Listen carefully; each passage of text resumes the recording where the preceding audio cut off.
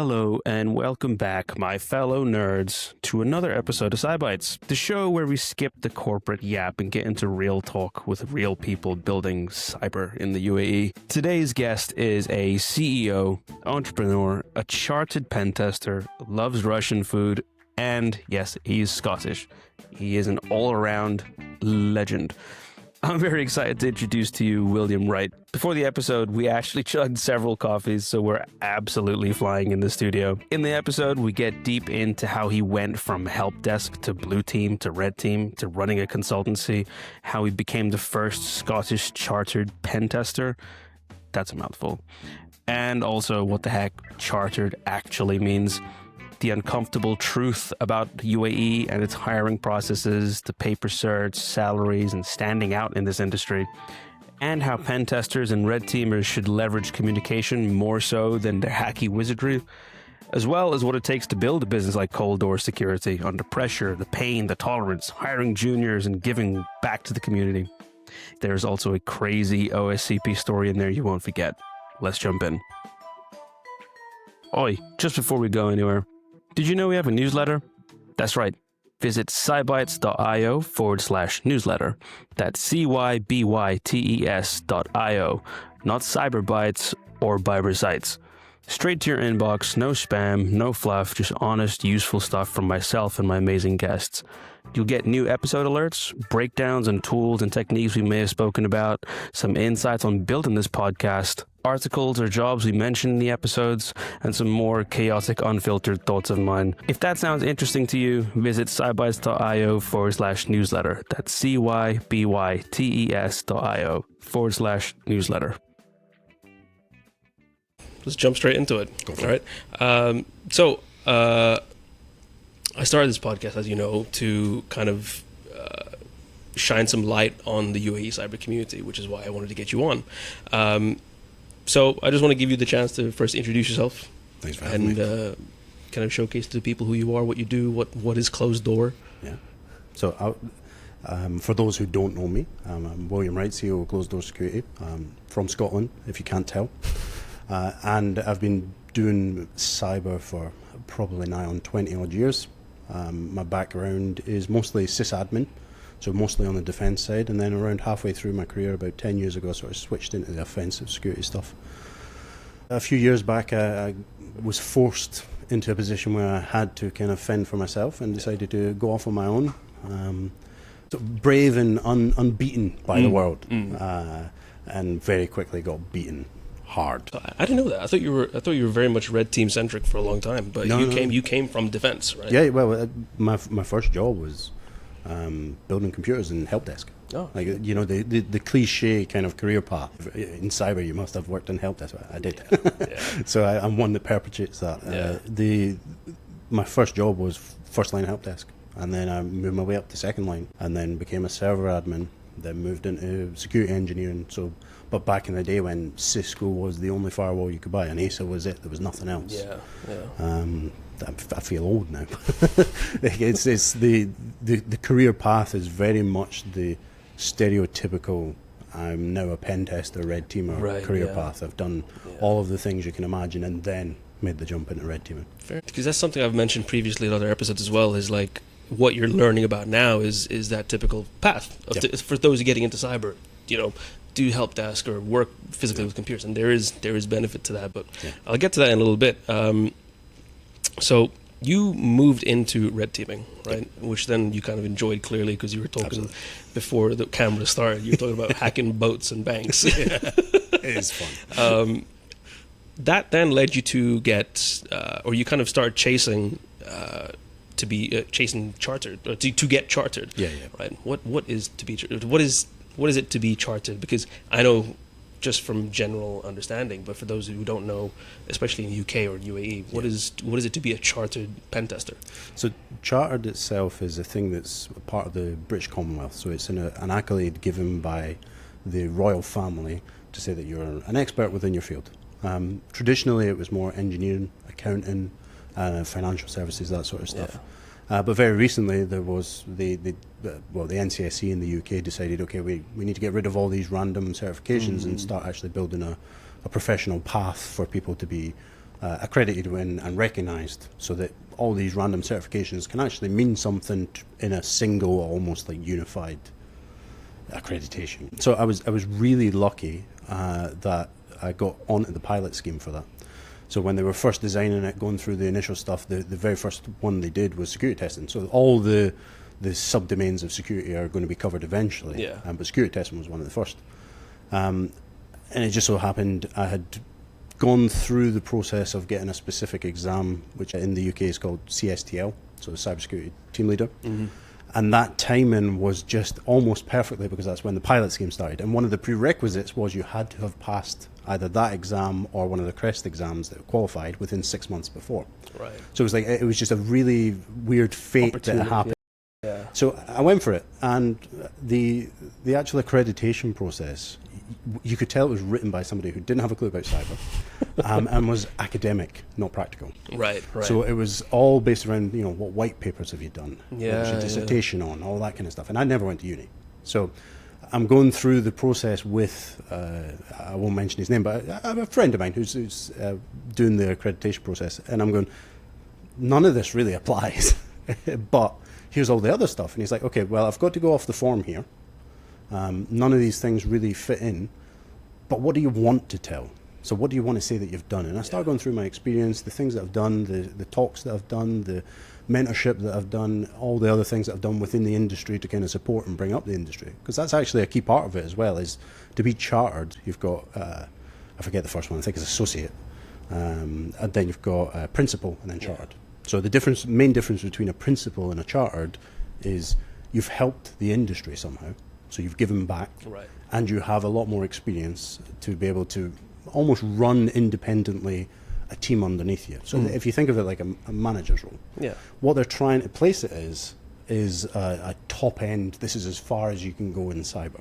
The reality is, we all know there is no top on cyber. It's just they're trying to make a top. I forgot where I was going with that. It's fine. Go for it. So I'm having this conversation going through the pilot scheme and telling all the other things, and I can't say for sure, but I know the application has changed and the assessment questionnaires have changed based off of the pilot, because there was myself and some others. I can't take full credit, but the ego lets me. The accreditation process changed to allow for all these things that are out with academia, which, when you look at cyber, that makes sense. But when you look at chartered and how professional accreditations are made, it doesn't make sense. So the engineering one is a great example. CEng, the chartered engineer, you have to have I think it's a master's degree in order to get it before you can even go near it. And I think it's similar in the accountancy world. You have to have gone through these academic accolades before you can even get close to it. For accounting especially, I would hope so. I mean, I kind of want my accountant to be educated. I made a new Excel sheet. Exactly. But going through the process, and then eventually I didn't think of anything about it. I just thought, okay, I'll do it. Why not? I'll help out. And then they were like, oh yeah, you got awarded charter. I was like, okay, that's really weird. I didn't think I deserved that. I really don't think I deserve this, but okay. And so the first tranche of charter, there was about 150 people, and I was the only one in Scotland. So I was the first ever chartered pen tester in Scotland. So I'm holding on to that really tightly. Right on. Yeah, I was going to say it'll eventually become a LinkedIn tag one day. It's like, if we talk about professionally, it's not really changed anything. From a professional standpoint, it doesn't change what I do day to day. There's no like I'm better than people or anything like that. But from a business perspective, being able to say that we've been accredited by not just a third party like your CREST, TKM, whatever, but to say that the British royal family's owned accreditation has gone through the process, and this here you go. They've acknowledged it. Yeah, this is a thing. Yeah, it's actually been really a massive boost to the credibility. Yeah. And being out here, I'm not saying there isn't any, but I've not seen anybody else with it. Yeah. So in the GCC, as far as I'm aware, I am the only one. It's quite a weird experience because I class myself as a pretty average pen tester, maybe even slightly below average. there's no, I don't think I'm better than somebody's always better than me. Yeah. And I learn from so many people constantly.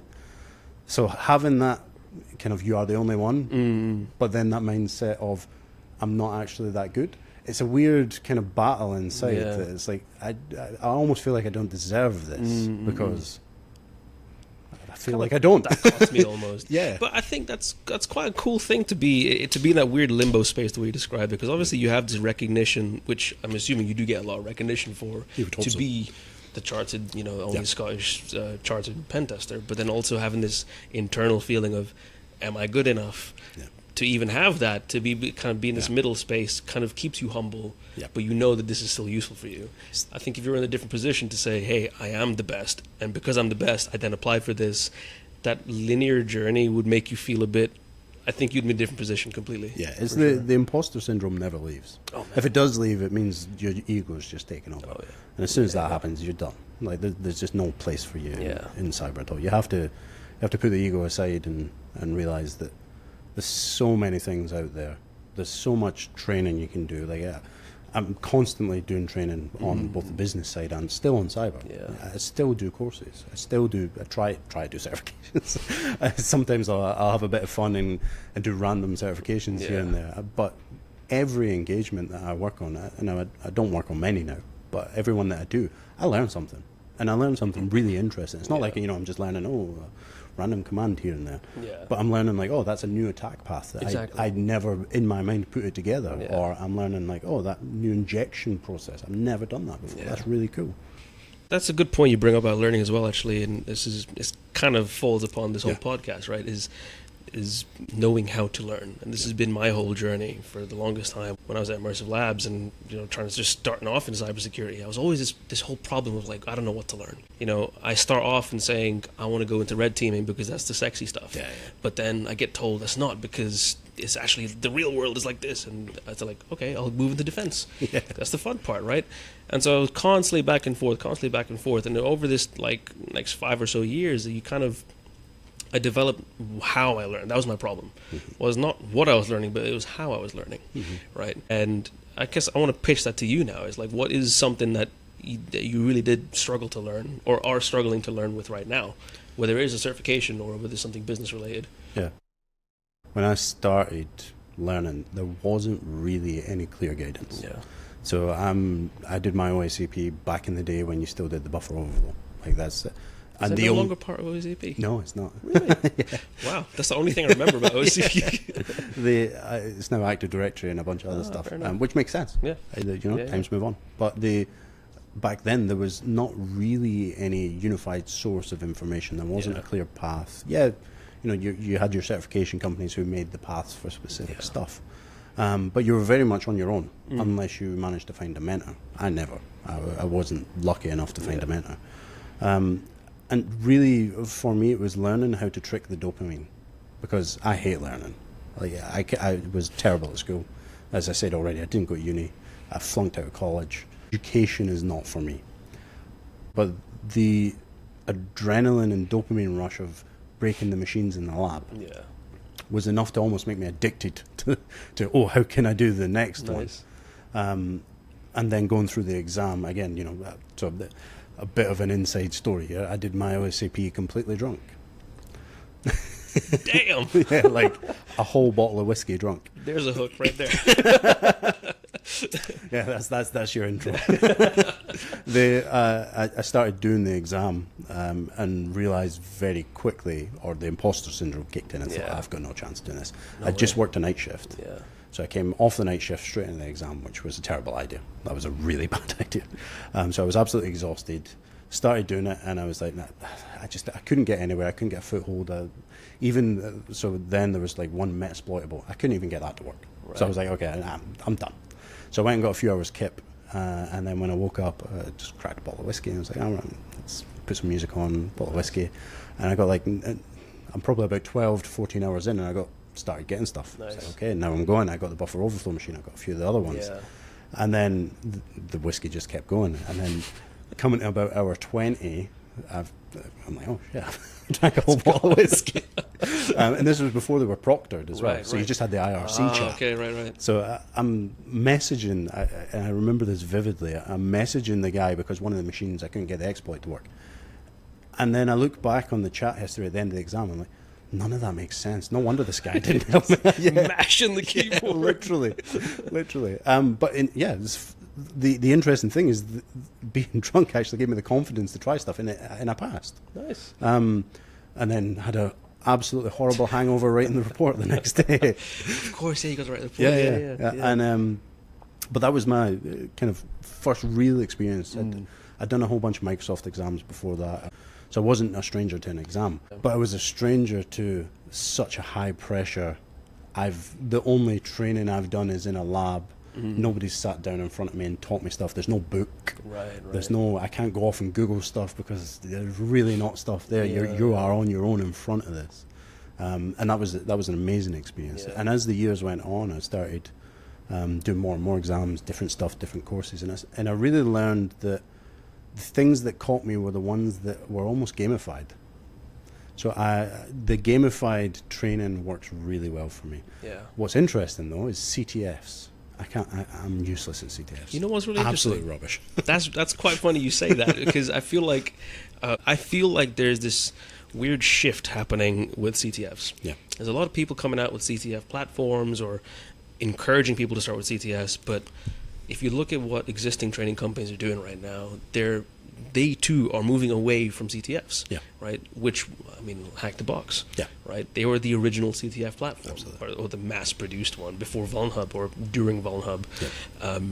And now they've obviously gone into defense. They're trying to build a range and certifications and things like that. It's clearly that I'm not going to bash CTFs, right? But I hear the same comment from all other pen tester friends saying CTFs suck. Yeah. Because they don't teach you anything. No.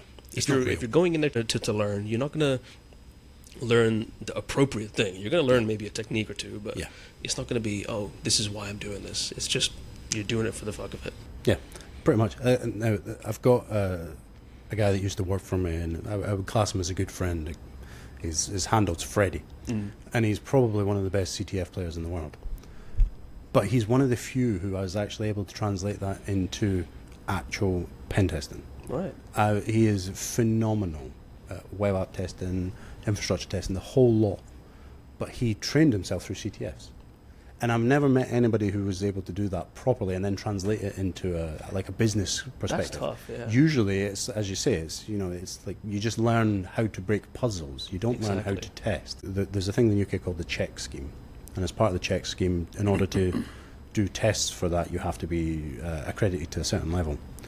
And the exams for the lead tester for this, it all focuses more around your ability to identify weak things on old aged infrastructure. Okay.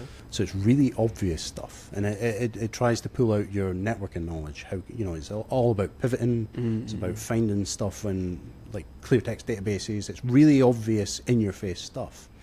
Whereas CTFs, like I've done CTFs, I've never got anywhere high on any of them, because my brain just doesn't work that way. I don't do well with puzzles. Like I'll be looking in places and it's like, it should be there. Yeah. Why is it not there? It's somewhere over here. And it just doesn't. I can't compute that. I think from the bigger picture side of things as well. I mean, if you look, I'm only one to say from one perspective, because I've only been in this industry for about 10 or so years.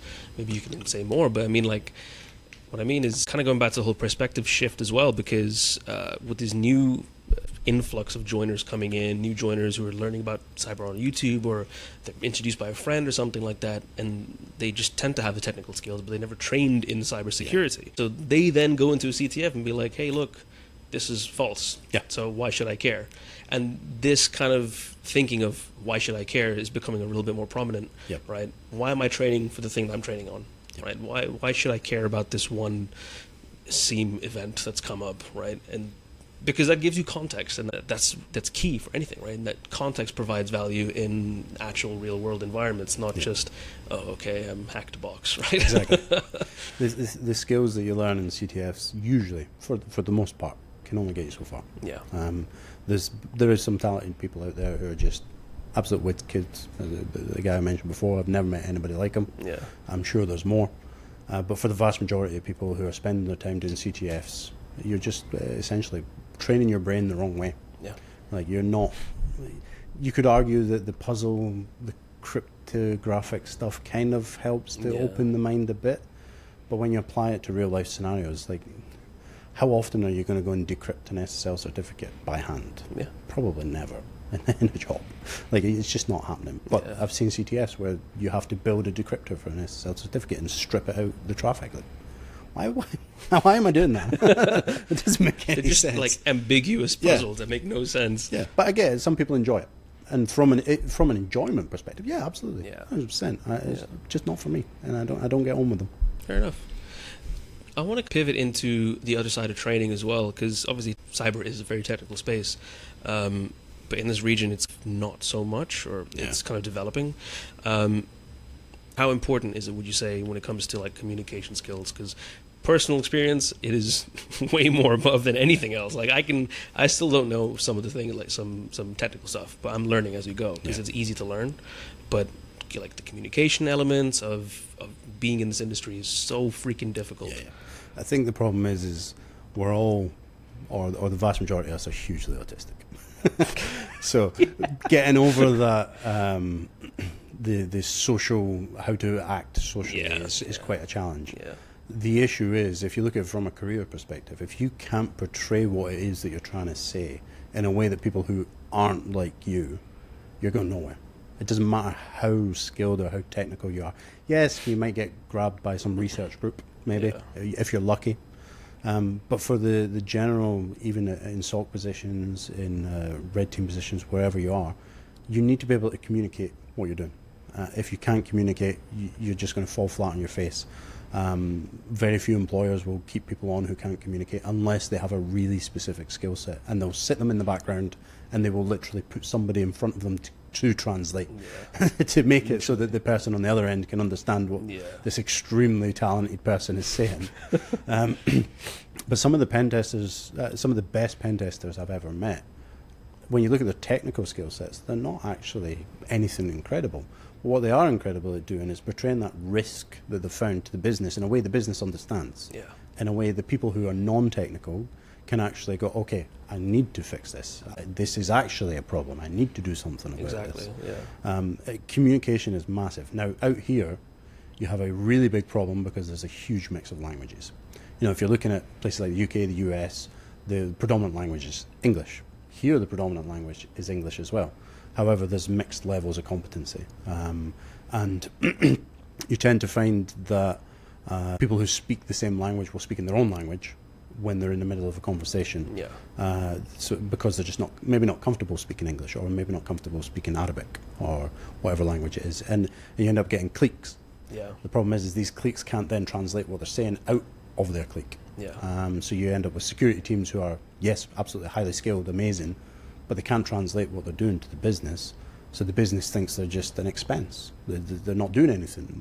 They're not really adding value, whereas security should be the number one driver of value. How can someone then get better at that, right? Because my suggestion always to, whether it's management or whatnot, even though I don't have that much influence at the current stage, my suggestion is always to get involved as a techie. Maybe it's like you're an L1 or L2. It's always to, try to present. Try to present, because it's tough. It's really tough. Even though you know the content, you might know, what we might be talking about. Like, I remember trying to encourage lightning talks when I was in the SOC, and it genuinely helped me doing my first ever lightning talk. It was a generic talk about zero trust. It was boring as fuck. No one cared. But I was put in the position where you kind of had to be the expert, even though you had 2 days to prepare. You needed to know what you're talking about. Exactly, right? And I think that's always been my suggestion, to really put them in that position to talk about something. Because when you eventually do get to a position, you're sweating your ass off. You're like, how do I explain SQL injection to this guy? Like public speaking is probably one of the hardest challenges I've ever done. I've done quite a few things in my life, but there's nothing that's quite got me so nervous other than getting married to my wife. Nothing's got me quite so nervous as doing public speaking. Yeah. But that came way later in my career. I got really good at communicating from the help desk. Nice. Again, I know that's cliche to start at the help desk, but you have no choice. You literally have a phone strapped to the side of your face, and there's somebody on the other end who doesn't know what you're talking about. And you have to try to talk them through it. And that's one way is going through that path. What does the on button look like? There's the old joke of pick up your keyboard and walk back.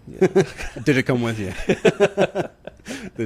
But the communication is so difficult to build. And I actually very recently learned a trick for public talking. And by recently, I mean no more than a month ago. By the time this goes out, maybe it'll be 2 months.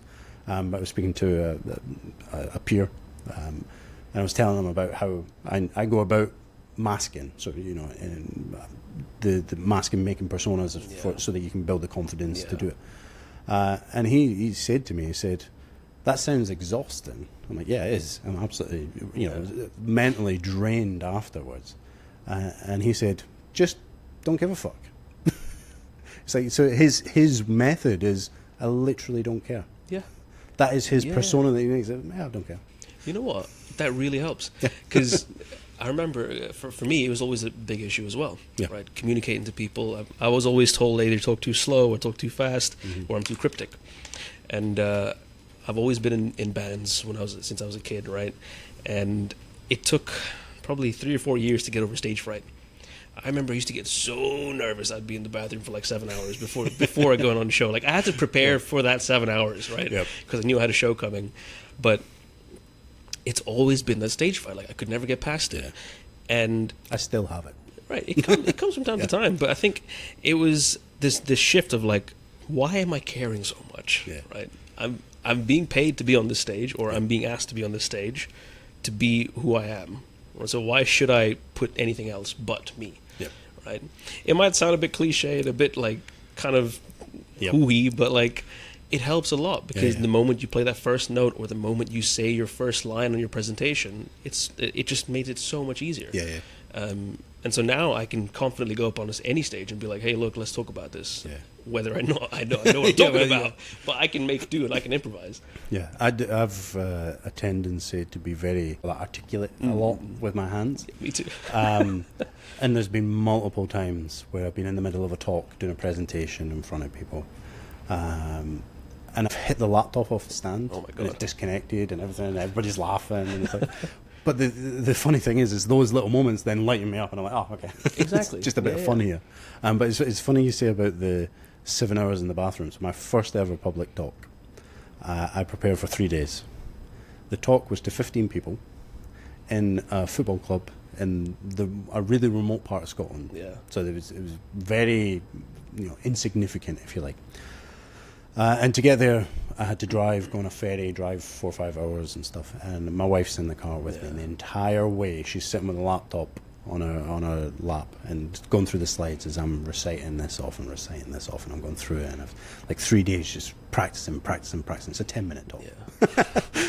It's not even technical. It's just speaking to people about like accountants and stuff who don't know anything technical about ransomware. But it's my first ever one, so I'm absolutely shitting myself. And the whole way, and even in the morning, as we're driving up to the place, we're practicing on the way, and she's like, "Yeah, you've got this perfect. Don't worry." As soon as I stood up, forgot. I put the laptop. If we look at where your laptop is, probably the same distance away. Right. But it was down, and I'm standing up, so I couldn't see the script that I wrote.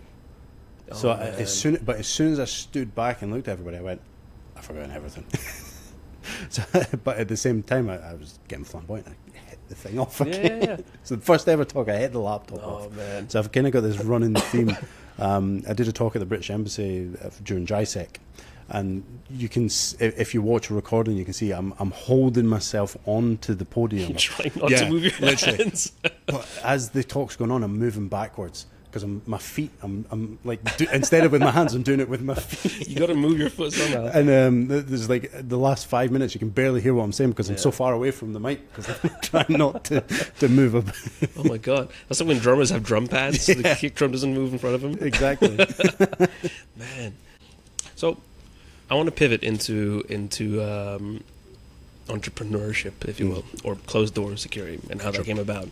Because you were telling me earlier about how you started everything and before the pod started, but because the flow is like you're typically working like a corporate environment, like maybe you're working at a big old embassy or something, and you're like, oh, screw this, I've had enough of this, I don't want to deal with some person, I need to build it myself. Yeah. And so then you'd go off and make your own business or consultancy or whatever. But it was a different story for you, wasn't it? Yeah, it was. I was forced. I didn't have a choice.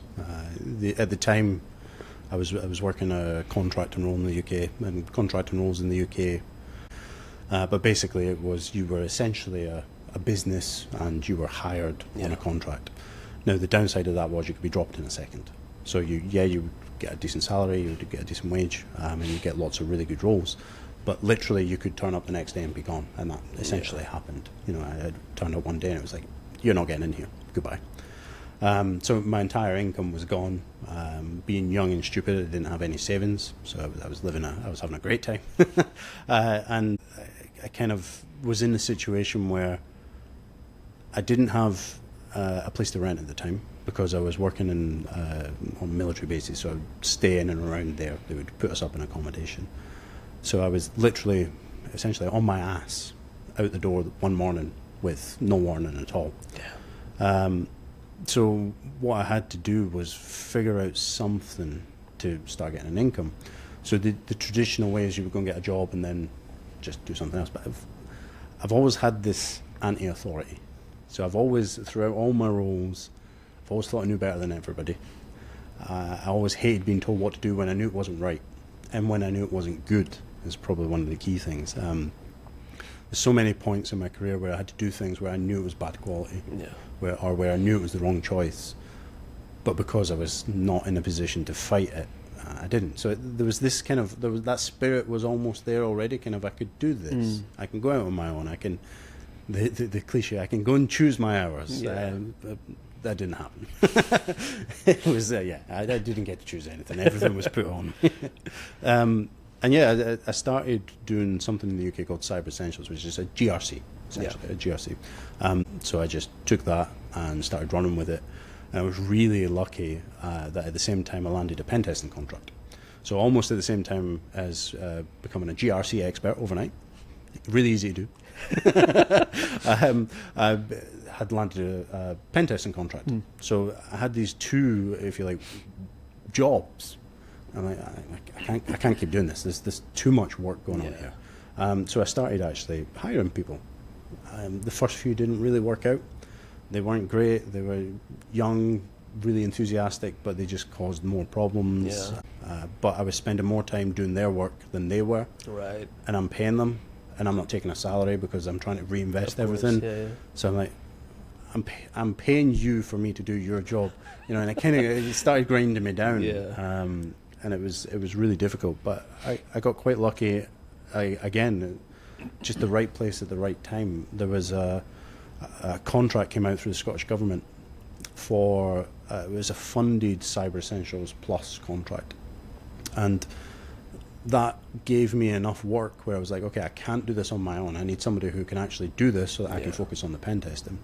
And a guy who's still with us now, a guy called Connor, he joined the team. He was the first real employee, and he's been with me ever since. But that's really was like the initial journey was very much have absolutely nothing, and I need to do something, to then I have too much and I can't do anything.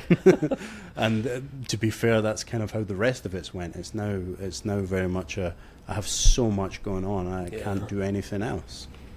Which is a different challenge. Of course, I mean, congrats, honestly. Thank you. That must be intense, honestly. It's very intense. I don't get much free time. Whatever free time I do, I spend with my wife, because the poor girl barely gets any time with me. I don't do anything else. I barely go out and do anything. I'm either working or we're going out on a date or something. Damn, man.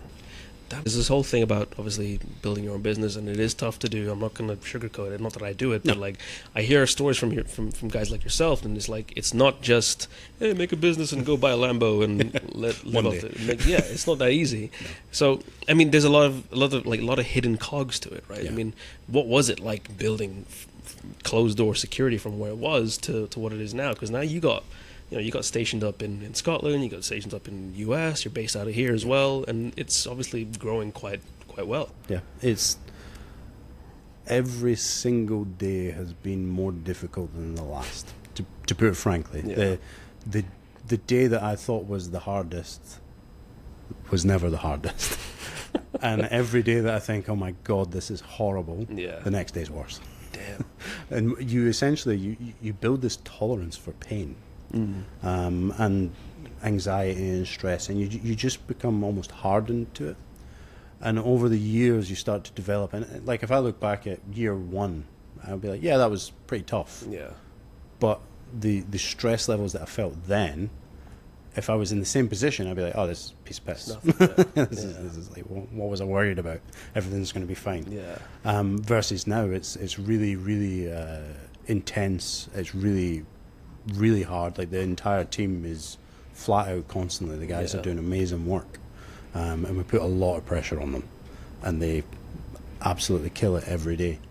Probably the biggest challenge that I faced was me, be my own worst enemy, sabotaging myself, the imposter syndrome, the taking advice from people who I shouldn't have been taking advice from, and just being in the wrong mindset to build a business. So I'm not the most successful entrepreneur in the world. I'm not claiming to be, but there is a specific mindset about it. You know, you have to stop thinking about you, and you have to think about everything. So there's probably the biggest pressure and the biggest thing that kind of differentiates, so you can understand if you're in that place, is you become responsible for everybody else on your team's livelihood. So if you don't perform, they lose their house. Their kids can't eat. You know, they get homeless. They can't pay their car, whatever. And that's you. Yeah. It's not them. If they mess up, that's your fault. You know, that inner accountability that every single mistake that happens every single day is your fault. And you see a lot of people who try to start business. There's an example of a company. I won't say who they are, but they came out here at the same time as us. And instead of embracing the challenge, they blamed everybody else for it not working. So they blamed Desk for the accreditation not rolling them in money. They blamed the culture for not being able to win deals. They blamed everything and everything possible. And I like to think that we did the exact opposite. We embraced all the challenges. We said, okay, this is a totally different culture. We need to learn how to operate within this culture. This is a totally different regulatory environment. It's not actually, but they make it look like the different words. Yeah. And learning and going through all those challenges was probably the introspection every day of saying, okay, if this isn't working, it's me. Yeah. It's not the sales guy. It's not the engineering team. It's not the pen testers. It's me, because I'm the one who has to figure this out. Yeah. And that shift happened probably like 6 or 7 months in, around the time that I hired Connor, because he, a bit of a sentimental story, he had his first daughter around the time that he started working for us, and he won't know this, so if he does watch it, he'll finally find out. Fuck you, Connor. His daughter was born, and I just always, those really tough days, I would remember and say, if I don't do this, she suffers. Not him, I don't care about him. She suffers. Yeah.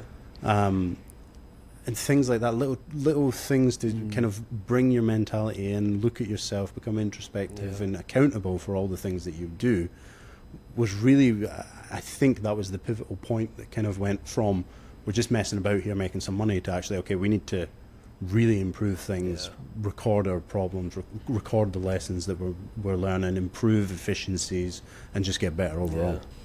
Yeah. Because I was going to ask, like, when was that moment? But obviously, you just said, right? And it's not just ever one moment that ever happens. No. It's it's chipping away at you. Yeah, And you start to think, okay, wait a minute, this is more than just me, right? Like you said, and I guess that kind of begs the question, like, what's going to come next for Closed Door? That is the big question. So we're obviously starting to really build the foundation out here. We're making leaps and bounds in the UK and the US as well. Saudi is obviously on everybody's radar just now. Of course. But mainly it's just doing more of the same stuff and building relationships. So that we don't do the traditional selling that you see a lot of people do, the cold call and all that kind of stuff. All of our relationships are actual relationships. Like most of our customers, I could probably take them out for lunch and they'd be like, right on. like we're sitting talking right now. Yeah. Every year we do a partner event where we take a bunch of our channel partners somewhere. A few years ago we went to a place on the Isle of Lewis, rented it for a week, did whiskey tasting, went out fishing, dolphin spotting, climbing mountains, pony trekking, the whole lot. Like, it's building a proper relationship with our customers and genuinely being able to be almost a confidant when it comes to security for them. Because we specialize in red team pen testing. We don't do anything else beyond that. So we get a lot of people coming to us and asking, what about this MDR, what about this EDR? And because we're not selling it, there's actually some kudos behind what you're saying. There's some weight behind it saying that this technology is probably what you need to fit your budget and your requirements. And they know it's not coming from a place of, I'm going to profit from it. It's coming from a place of, that's probably the right thing to do. And those relationships and keeping those and just building more of those. Mm-hmm. Now, obviously, there's a limit to that. I'm only one person. So with that, in time, is going to come more people. At the minute we've got a great team, but eventually the team will have to expand. I mean, we're at this point in time we're doing really well commercially. I'm very, very proud of the entire team for what they're doing and what they're delivering. But there is a certain breaking point. If you think of an elastic band, you can only stretch it so far. Of course, yeah. It's just going to be more of the same, and trying really to differentiate ourselves in the market as a point of trust, rather than just another commoditized pen testing company. Yeah, I think having DESC helps as well. It does a bit, right? It does a bit. Like I do, I'm in the UK Council for Crest in the UK. I do some work with Desk and just try and really get myself out there with the regulators and stuff like that. So that really helps to build credibility. Yeah. But let's not beat around the bush. Pen testing is commoditized heavily. So differentiating is really difficult. I think we've got a good model of doing that with the threat-led pen testing, which obviously you saw my talk about that. The threat-led pen testing is just so much better, so much more precise, and it probably costs about the same as what your commoditized VAPT is. It's backed up well, right? It's not just some random service. It's coming from a place of and the output that you get is much more customized. Yeah. So we're actually emulating or simulating APTs within your business while still delivering all the standard VAPT style stuff that you would expect, and being able to contextualize that and output it in a way that the business says, we've got all these critical vulnerabilities over here, but you can't exploit them, so it doesn't matter. So we don't need to focus on that. But what we do need to focus on is our email platform isn't catching phishing emails. And if a user clicks it, you can grab the session cookies, stuff like that. And then contextualizing that so they can focus their investments as well. Because at the end of the day, the business has to make money. And if the security is coming and say, you need to spend all this money on all this random things. If somebody came to me and said that, the first time I'd say, why? No. I'm not spending all that money. It's got to be focused. And I think the product and the service that we put together really will make a massive difference to those who use it. And all of our customers who have gone through that so far absolutely love it. It's apparent that having a good product, having a good service that's clearly quality is being recognized by such an authority, right? I think kind of going back to the point of the presentation, in your presentation you talked about, being that person for the country that you work for. And this is why I wanted you on as well, is what does that actually mean? When you mention that, it clearly it resonates throughout your entire messaging. Not just like, this is who I am and this is what I learned recently. It's You can see it throughout closed door security, how you talk about it online, how you talk about just the country and your services and what you actually do. It's very apparent that you're trying to do a service to the country that you live in, right? And this is something that really hit me hard recently, because I've been in this industry for a little while now, and again, it's always been like a money thing for me, right? Like, get some good money and come to Dubai, get no tax, whatever, la la la la. But I think I always struggled with this thought of purpose. Yep. Right? Why am I doing what I'm doing? Okay. I can train people, I can teach people, I can do some incident response and some forensic stuff. But okay, I enjoy it. But what is the purpose for that? Right? I can teach anyone how to hack, right? Or I can teach anyone how to defend. But when it just kind of subconsciously came to me, especially in my current role. I'm helping these people out, and I'm seeing the transition from new joiners into actually developing into like into kind of knowing how to direct their own career, as opposed to just being blindsided by everything.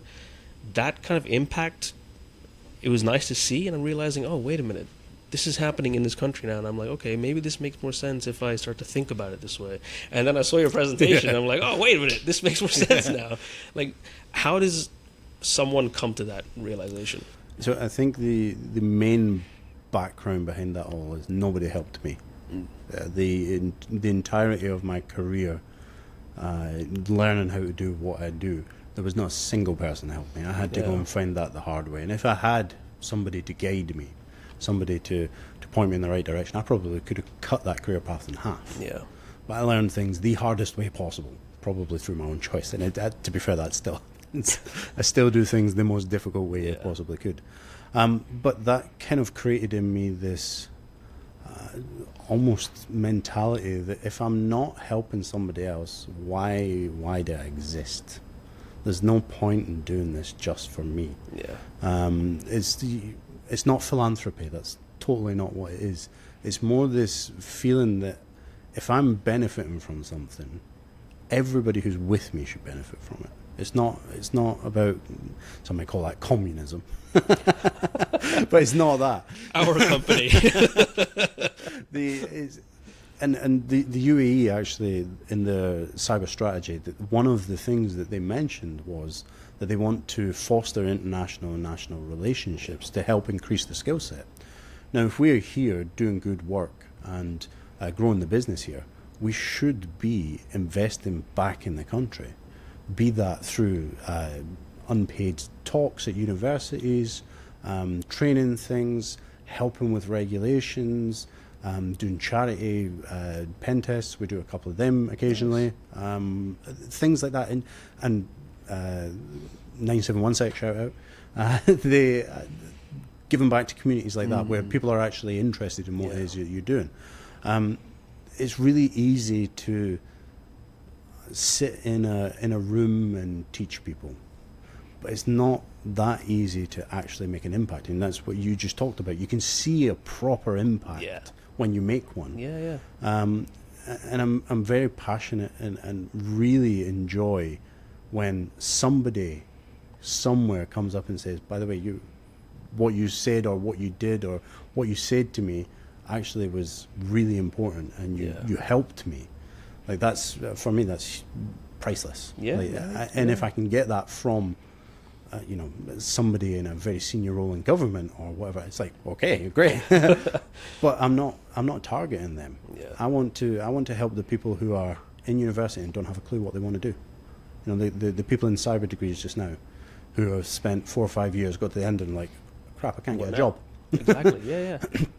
But I want to kind of get to them before they get to university. Exactly. I want to speak to them before, to help them to point where they're going. And that's where like customized training really comes in helpful there, because I genuinely, truly believe university degrees are a massive waste of time in cyber. Waste of time, waste of money. There's very, very few situations where it's a benefit. Fair enough, if you're in the US, you have to have one, otherwise you're not getting a job. I get that. But in the period of time that you spend in a university, you could do some targeted focused training and come out 10, 15 years ahead in relative terms of somebody who goes to university and gets a degree.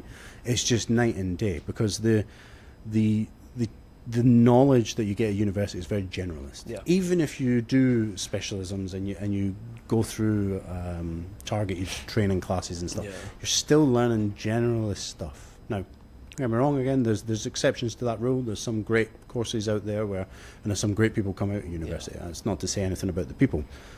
But if you spent those 3 years instead doing really focused training and certifications and maybe doing unpaid jobs, internships, whatever, and focused on that, Yeah.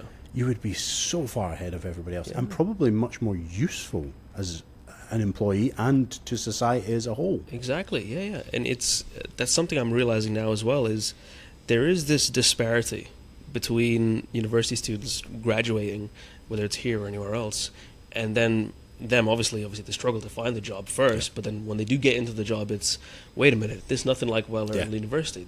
I'm not doing this. What do I? What is this tool? Right? That was my experience as well. Right? I from university, I struggled to find a job, and I eventually landed the job I did, which was creating labs and things like that. I learned loads, but again, I never really worked on a SIEM tool before.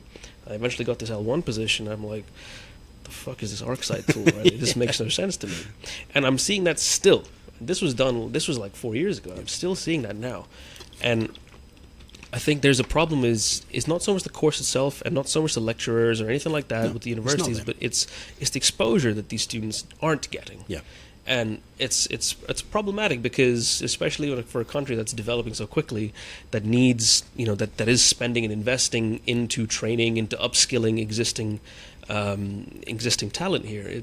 That is important to bring these students or new joiners, having them exposed to this type of environment where they can learn it safely, not just learn it for the sake of, okay, I'm learning how to use a CTF. It's okay, why am I blocking this IP address, or what does this PowerShell script do, and why do I care about it, right? Yeah. And so I think that's having that exposure is definitely a key thing here. Yeah. So the UAE do something which I'm not saying other countries don't, but I've just not seen it. And if you work for one of the government departments, they have this skills matrix. It's genuinely wonderful. And basically it outlines career paths for people who want to work in the public sector, and all the different steps, what they need to do, how they need to get to it, the skills they need to learn. And they'll put them on programs to, like for pen testing, for example, they'll put them on shadowing. They'll go on secondment with people. Yeah. Here's the exam you need to do. Here's what this job title is, and here's what you need to get to. Yeah. It's wonderful. So if you come to the UAE as an expat or even as a local and you're working in government, there's clear paths on how to progress. But you go into the private sector, and that just does not exist. Just one bit. Yeah. And to be frank, that's most of the world. There's exceptions, like the UK have got structured programs, the US have got structured programs and stuff. But generally, it's a free for all. It's mayhem. So here, if you come out of university and you don't go into government, you become one of those floating people who don't have a clue what they're doing. Now in the UK, I occasionally get asked to give feedback on courses for universities, and one of them recently that I gave some feedback on, I was going through the degree and all the syllabus and everything, and I'm like, this is actually good, but it's just disjointed. So I went back to them and I said, identify careers. So I went back to them with 3 examples: GRC, blue team, red team. Nice and simple. Yeah. And I said, now align all your extracurricular. I can't say that word. Extra crispy burger all over again. You nailed it though. All of the additional courses that you can do in university, and align them with a career path, so that they still get the core learning of the degree. But if they want, they can then specialize in these career paths. So all their additional learning, like say if they wanted to be pen testers, all their additional courses that they would do outside it would be directed to pen testers, so like report writing, vulnerability management, exploitation development, vulnerability research, all that kind of stuff on top of the core syllabus. Or for SOC, SIEMs, how to manage alerts, incident response, detection engineering, stuff like that. And again for GRC, so looking at policies, what policies exist in the world, how do you apply them to business. And that actually got wonderful feedback. I have no idea if they've implemented it, but like universities kind of have a responsibility here. I was just about to say that. Yeah. They are perpetuating this by not doing that. Now, It's not difficult. Yeah. Like, all I did in that situation was take their existing coursework and structure it in a way that says, this is actually if you want to do that job, here's the things that you need to learn. Yeah. Here's the courses that you need to take on top of everything else that you're doing. And that when you come out of it, you'll actually be in a place where it's like, okay, I can probably do this job. Yeah. You're not going to be a senior by any means in whatever role, but you could go into a role and probably know what you're doing. And it's almost negligent, honestly, on universities. I don't hate on universities much, but I just, it's such an easy thing to fix. Now, I understand they've got regulations that they need to apply to. Of course. They have structured programs that they need to, comes from wherever it does, their regulatory bodies, that they have to fit within these merits, these learning metrics, whatever it is.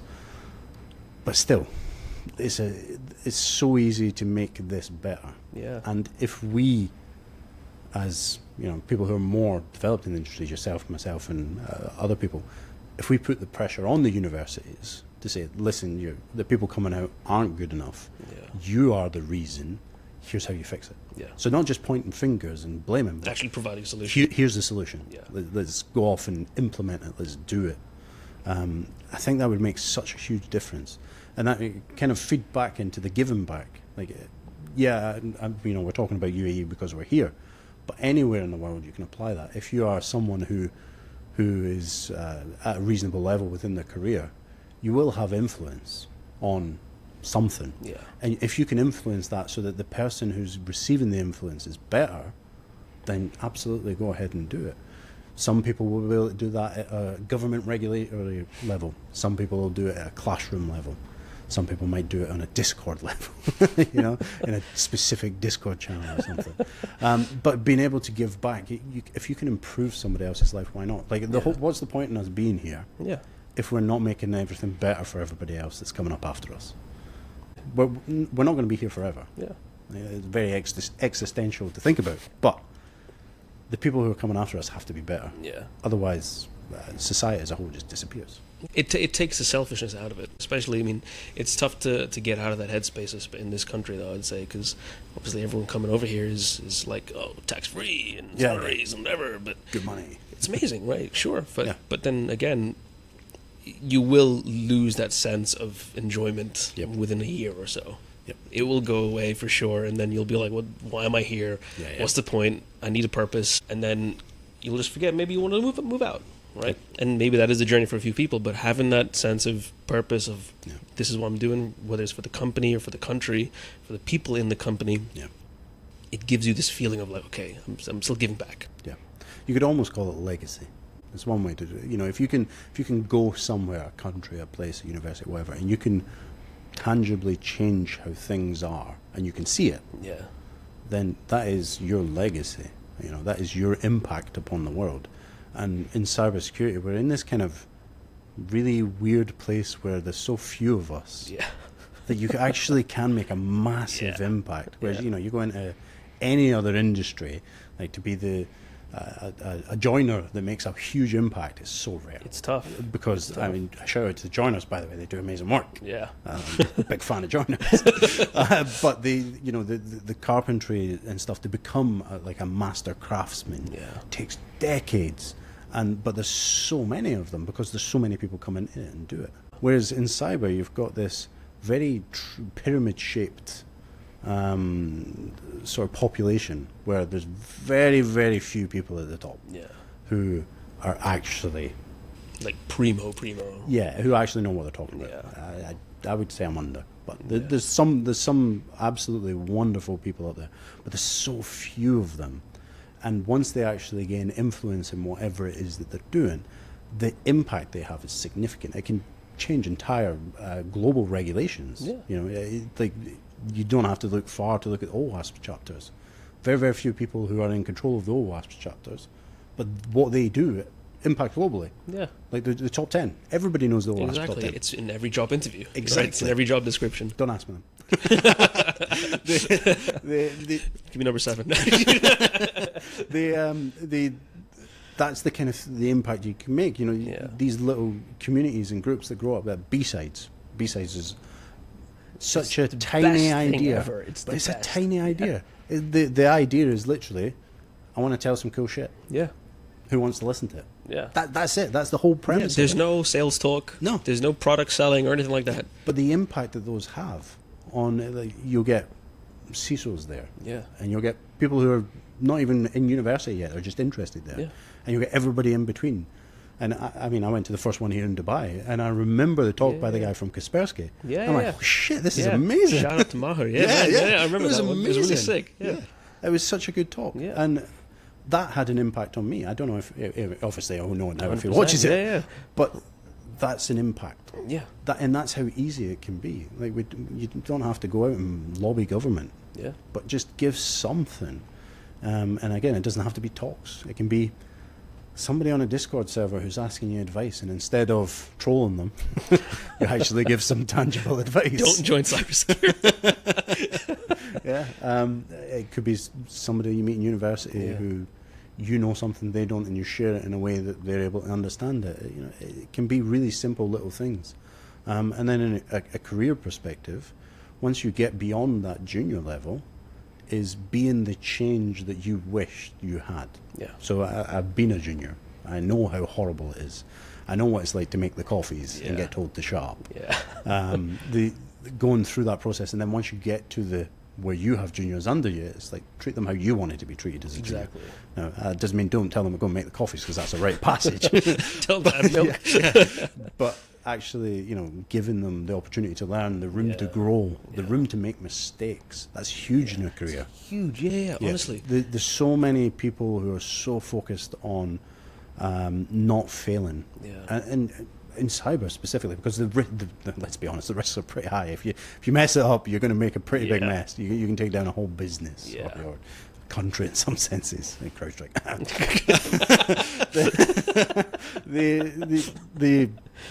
the impact is massive. You're right there. Right? Having that space to make mistakes. Yeah. And Sorry. Yeah, unfortunately, it's a failure. Yeah. It's tough to make mistakes in this industry, because obviously to learn anything you have to make mistakes. But in this space, if you do make a mistake, you're fucked. Yeah. Right. And so having these environments where people can come in and safely make a mistake, or safely assume something, or test, or where there is a pen testing environment or a lab or so sorts, and it's also safely to ask questions, to be like, hey, am I doing this right, or is this how it is, or having this open discussion.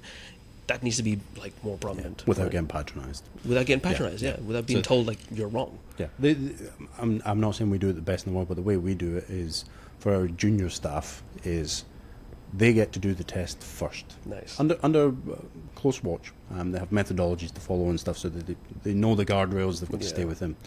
But then somebody comes in after and does the proper testing. So you essentially get two tests. Yeah. But what happens then is the person who's the junior gets this freedom to go off and do what they think is right. Yeah. And then they get to see, here's what you missed. Here's why you missed it. Yeah. And then there's that education piece. And over time, that takes time. It takes a long time. Over time, they start to learn, okay, I missed this because of that. I missed this because of that. Yeah. Sometimes we've seen situations where some of the junior guys will find stuff the senior guys don't. And we never let them live it down. Nice. But it's building that path that they have the freedom and safety to do it is extremely important, because yes, arguably you could go out and get a pen tester every day. You know, we put a roll out, we get like 2,500 applicants, and maybe one of them is actually what we need, because the vast majority of them just either haven't got the experience, or don't have the skills, or don't have the qualifications, or just aren't able to articulate themselves in a way which we actually can put across their skill set and their value. So building that pipeline that we can grow people into a role is extremely important for us, Of course, because finding people is just as hard. Freaking tough. Yeah. So that learning path just gives them the room to grow. And there's been some horrific failures. Thankfully, we've never broken anything. Yeah. Well, not there. there's been some breaks over the years. Do I need to sign an NDA? The juniors haven't broken anything. But I mean, if I think back when I was a junior pen tester, if someone had just given me the freedom to do it, I probably would have learned this stuff 2 or 3 times faster. Yeah. Because I would have been able to develop the muscle memory myself. You know, you have your guardrails. Here's your methodology. Here's what you need to do. Here's your tools. This is what you're doing. You have somebody sitting watching you, so that you know you're not going to make anything terrible. They're going to stop you before you do anything really bad. But you have that freedom to be creative. And pen testing and red teaming is arguably a creative role in some senses, and not in like an artsy way, but there is very much a creativity about piecing together all the little pieces to bring it all into an exploit. So giving them the freedom to develop that is extremely important, and a lot of companies don't do that. Like they just, you know, you're in there and you until you get your OSCP, you're not touching anything, and then OSCE and you're not getting anywhere else. CH and do that, oh, screw CH, man. I hate that cert. Oh, it's such a bullshit certification. honestly. There's an intro. Yeah, there we go. It is a good cert for people to start, but it's not. To understand what it's about. No, but then just go watch a YouTube video. I'm not going to pay $200 to do that. I'm not looking for any libel case, but it's a load of shit. Oh yeah, 100%. It's needed for some jobs, like in the US. It's part. There's some jobs you can't get without it. So that's why it's there. But even like EJPT, if I'm looking at two candidates, one's got EJPT and one's got CAH, I'm looking at EJPT. The great thing, actually, if we talk about EJPT, I've done it. I did it for a laugh. It's a great cert. Yeah, it's I did cool. it. I did it for fun because one of the boys says, "There's no way you would pass the first time." Yeah, come on. The great thing about it is you need to understand the practical application before you can get anywhere with it. Yeah. Because, not to spoil it, but the very first thing you've got to do is read a PCAP file. Yeah. And what's in that is things that you would only know if you know what they are. Yeah. Like you can't guess that. It's context that matters. Yeah. You can't guess that stuff. Yeah. Like you can guess a multiple choice and get lucky. I've done it. Exactly, yeah. I've done it on a Microsoft exam where you just, that's probably right. I've no idea what I'm talking about. Well, hey, I passed 70%. That'll do. You know, and that's multiple choice. I don't.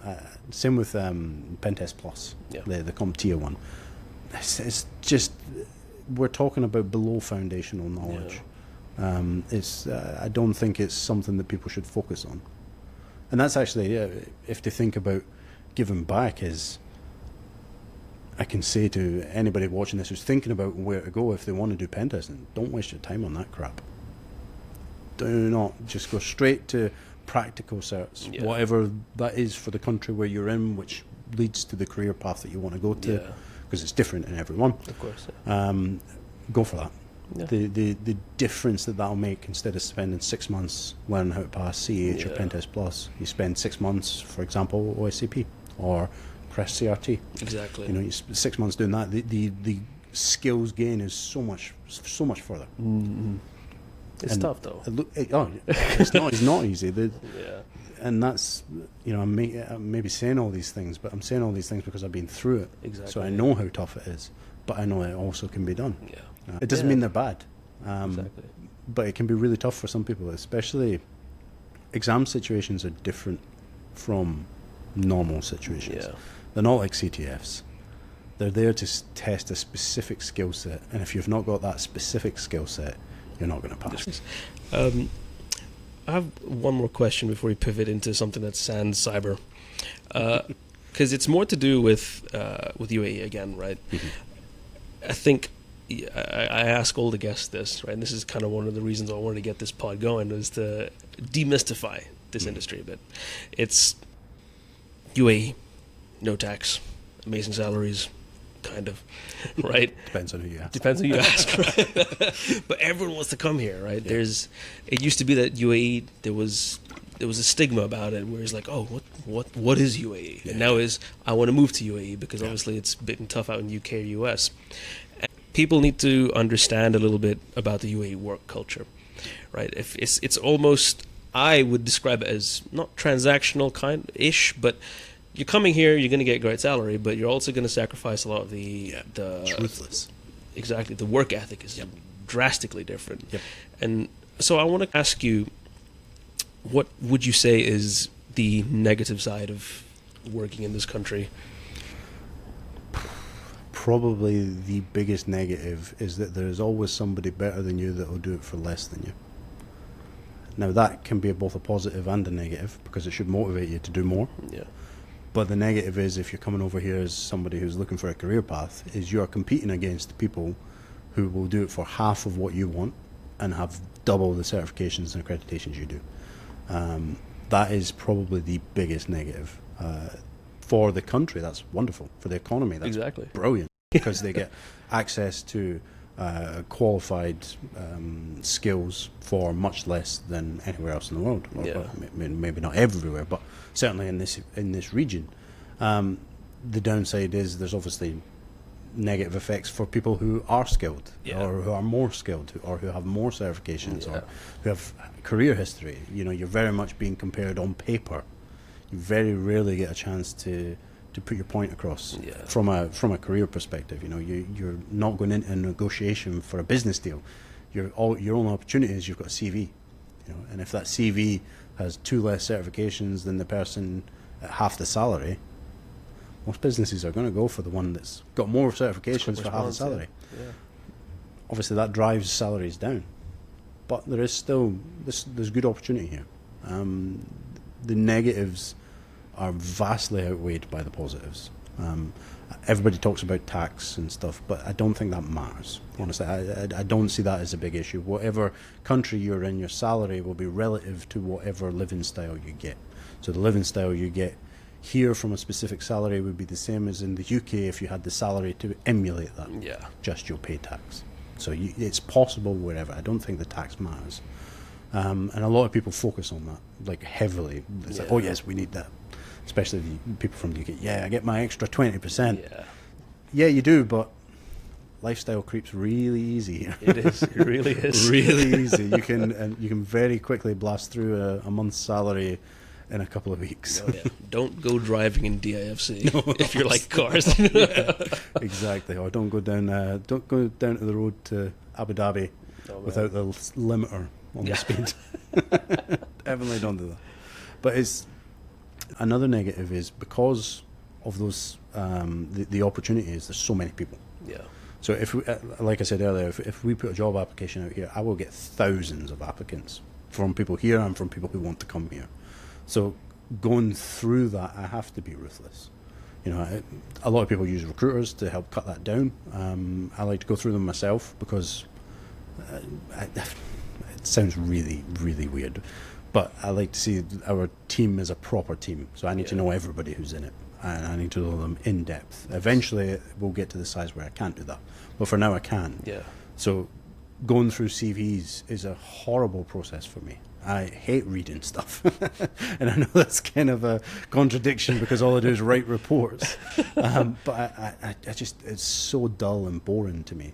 So going through that many, I have to very ruthlessly say, this is what I'm looking for. If you don't fit it, sorry. And that's a negative. Because if you're trying to come here, if you're trying to get a new job, if you're trying to move, change career, whatever, unfortunately, people like me are looking at thousands of CVs and have to draw the line somewhere. Yeah, yeah. Man, I didn't know you didn't like CVs. I'm the opposite. I like seeing these people. You're like, oh, this is what they're into. This is how they talk. This is their name. So there's a Discord server called Cyber Jobs Hunting, a UK-based server. Yeah. And we used to do weekly CV roasts. I really enjoyed doing that because you got to be just pretty horrible. You rip them to shreds live. CH. It was stuff like that. Yeah. And genuinely, I spent a lot of time doing that. I would really invest my time in doing it to help people improve their CVs to give them a better chance. So when I see CVs that aren't very good, I think back to the times of when I did that. That's all recorded. There's written steps. There's recommendations. It's like you were just lazy. You either didn't know, and ignorance, it's not really an excuse, or you were just lazy. It's so easy to make a CV good enough that it drags the attention. It doesn't have to be the best thing in the world. But I've seen some absolutely dreadful CVs over the years. So like I said earlier, I want to pivot into a bit more of yourself, right? Because this is very much a people-centric podcast. You're clearly very much you're aligned with your business. You are closed door security. Cloud security? Who you got on? You're very much closed door security. Like you personify it, right? And so part of that means to bleed cyber. It means to be the business, be the person to face and whatnot. But that's fucking exhausting. It must be. It is. It's absolutely. What is it that you do outside of this? Like, how do you stay sane? Because I'm a musician. I stay playing music. What's that thing for you? So honestly, as I said earlier, at this point in time, it's being able to switch off and spend time with my wife. Yeah. That's such a rare occasion, and I enjoy it so much that that is my thing just now. Now, in the past, I've done all sorts. I used to go surfing. I used to skateboard. As I got older, we used to race cars. I was a rally driver at one point. I used to build rally cars. Shooting, absolutely love shooting. Fishing, boats. Big fan of boats, planes. Used to do all sorts. Like obviously, a massive gaming nerd. Yeah, obviously. Nice. And not that anybody can see, but the Alienware bag sitting right next to me. I used to play Microsoft Flight Sim back in the day. Nice. Like I had the proper yoke and stuff. Right on. Yeah. So now I occasionally spend some time gaming. Nice. Like Total War, love Total War. Absolute massive fan of Total War. Nice. But I take so much pleasure in learning the business side of stuff that's almost a break for me now. Nice. So the sales, the running the team, all that, it's exhausting. It really is. Being this constant face and constantly under eyes and being watched is exhausting. But all the back end stuff, which people would normally find pretty boring, like accounts, regulations, I kind of like that. Because it's you. It's you. It's your name on it, right? Yeah. It's learning all that stuff is almost like a break. And I'll find myself, if I'm on a reasonably quiet day, I'll just do not disturb on Teams and like go and build a tool to do something back end that you know, maybe it takes me an hour to do a week, and I'll spend 6 hours writing a tool to do it for me.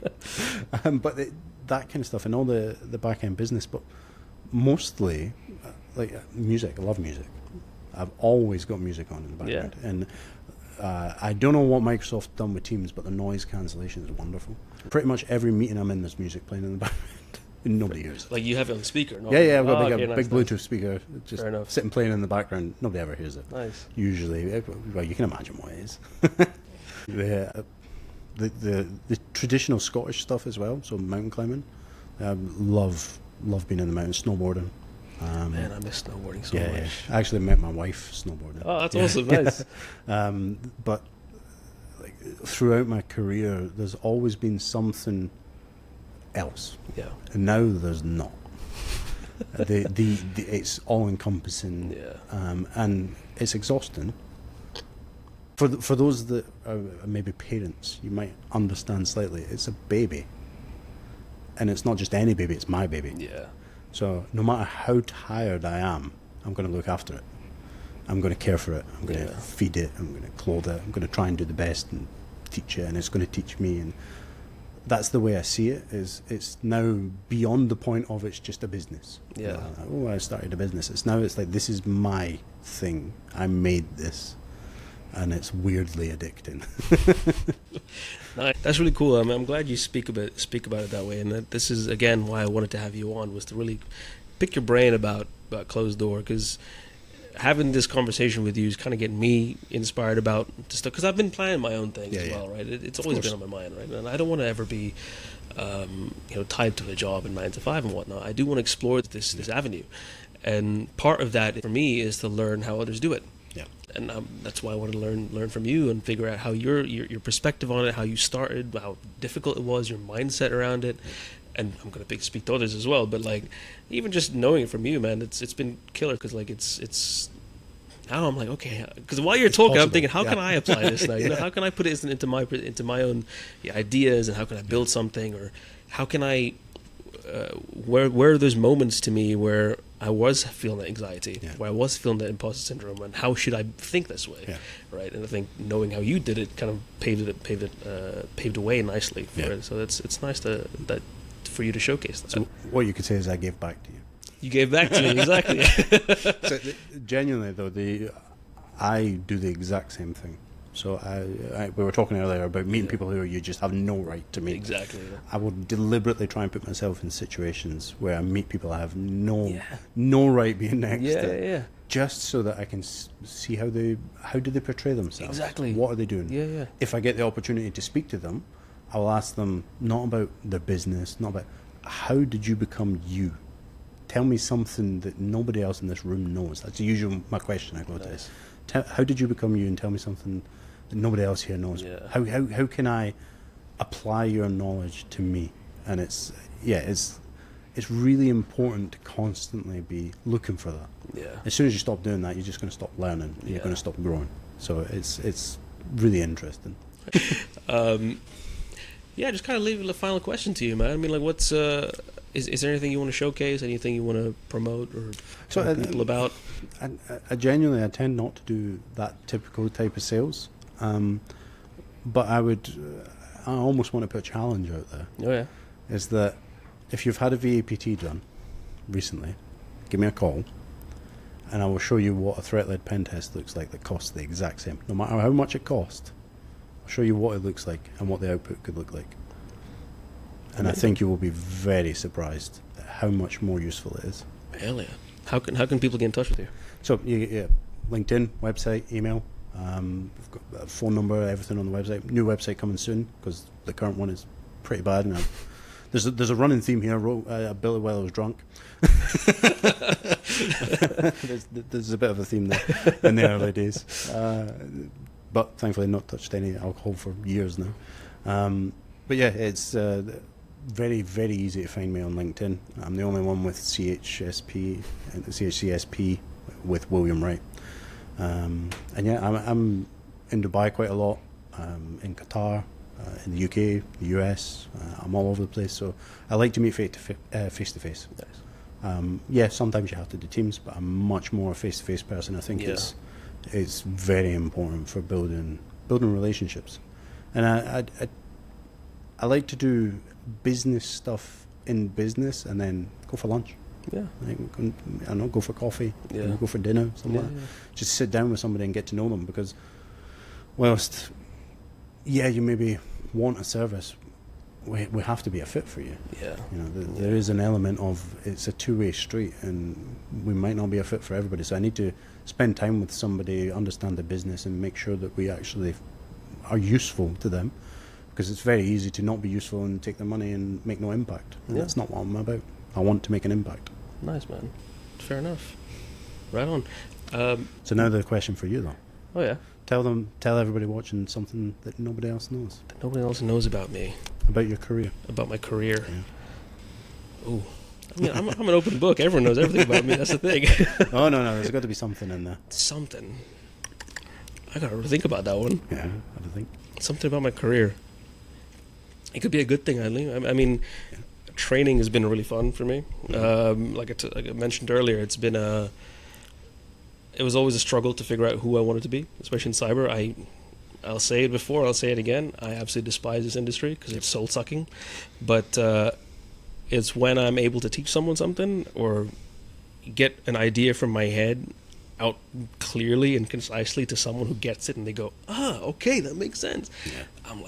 I'm on cloud nine, man. It feels so nice. Yeah. It feels so nice. And I really want to chase that some more. And again, this is why I started this thing, to talk to people like yourself, to not just, business owners, but also I want to get students on. I want to talk to lecturers. I want to talk to sales folks, talk to tech recruiters, because it's all, cyber isn't just hoodies and hacking. No, it's not. And I despise that. Yeah. Because there's so much more talent behind it than people think there is. And I think having this training skill set really helped me. Yeah. Because, man, I remember my first ever session I gave. I ran out of breath so quickly. Here we go. Now we're getting onto something. It was tough. It was so tough. And I'm panicking, dude. I'm like, I'm teaching this topic on like SQL injection. Yep. Right. It's like detecting What's that? SQL injection. Oh man, no. Never heard of that. Fun fact: my first ever interview, I had to describe what SQL injection was, and I completely sweat through my entire shirt. I didn't have a vest on, so you could see everything. It was filth. But no, I was teaching this group about SQL injection, like detecting on the SIEM, and I had my scripts, I prepared 3 days in advance. And I'm like, okay, I know what to do. I got my guide, I got everything. And then the moment comes up and I'm like bricking it. I'm fully like, these are people I don't even know. I hadn't met. I didn't have a training flow. I just jumped straight into it. I didn't know what their names were. And I'm like so out of breath within the first 20 minutes. And I'm like, I don't know what to do. I give up. Just no breathing between sentences. Yeah, literally, I'm out of it. And so it took me some time to get that flow of like how to teach. Okay, when do I breathe? When do I not breathe? Yeah. It's weird, man. Like, I never thought I'd be doing that. Remember how to breathe. Yeah, literally. Like, breathe with my hands. No. But it's been fun. Training's been great. Good. So I'm hoping to build upon that, do my own business that way as well. So yeah. So who's your favorite podcast? My favorite podcast guest so far? So far, you don't have to say me.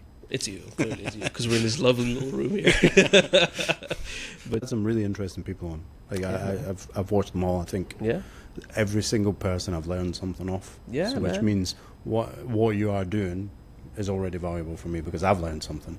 So if I'm learning something, other people are learning something. So it means you're doing something good. Amazing, man. Thank you for you're making an Appreciate impact. that. So I'm looking forward to whoever you get on next, and then the one after. Yeah.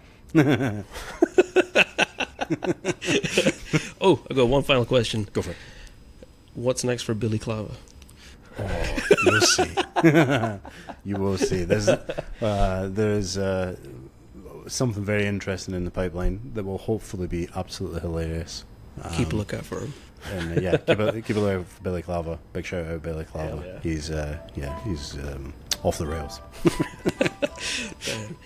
William, thank you so much for joining, man. I appreciate Thanks, it. Like I said, if you want to get in touch, obviously reach out over LinkedIn. I'll put everything in the show notes and put closed door and everything on all the links. And thank you, man. Hopefully we can change some lives. Hell yeah. Sounds sick. Thanks, Nick. Awesome. Thank you guys so much for listening. If you found this episode valuable, please consider subscribing on Apple Podcast or Spotify. Drop a review, a comment, and share it with your network. It'll help other listeners find the podcast as well. You can find the details of my guests and myself in the show notes. Or visit the website, CyBytes.io, for more info on episodes, guests, newsletters, or sponsorship. See you in the next one.